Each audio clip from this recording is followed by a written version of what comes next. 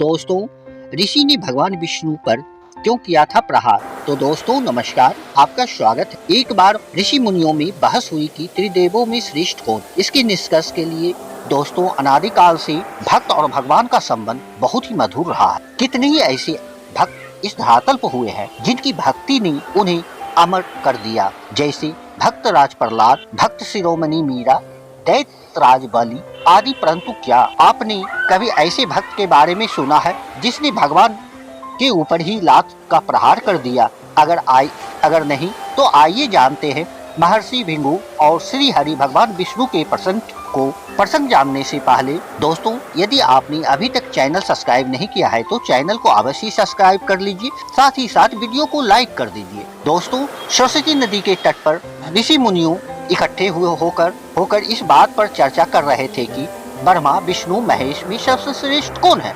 परंतु इस बात पर चर्चा का कोई निष्कर्ष न निकलता देख उन्होंने तीनों देवों की परीक्षा लेने का सोचा। महर्षि भिंगु, जो कि ब्रह्मा जी के मानस पुत्र हैं, इस कार्य के लिए उनको चुना गया। दोस्तों, जब भिंगु ऋषि पहुंचे ब्रह्मलोक, न तो उन्होंने ब्रह्मा जी की स्तुति की, न ही उन्हें प्रणाम किया।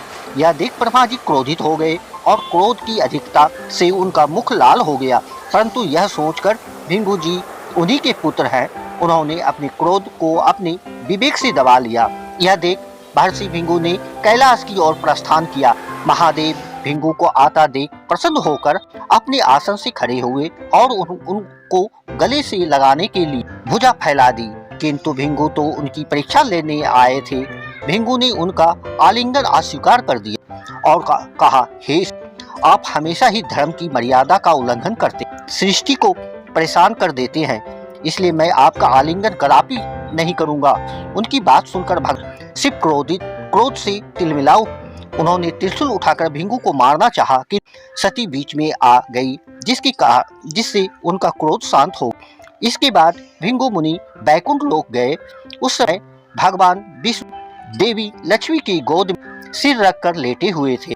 भिंगु ने पहुंचते ही उनकी छाती पर एक तेज लात मारी। श्री हरि विष्णु शीघ्र ही अपने आसन से उठे और उन्हें प्रणाम करके उनके चरण दबाते हुए बोले, महाराज, आपके पैर पर चोट तो नहीं लगी? कृपया इस सिंहासन पर बैठिए। ऋषि श्रेष्ठ, मुझे आपके यहाँ पर पधारने का पता ही नहीं, इस कारणवश मैं आपका स्वागत न कर पा।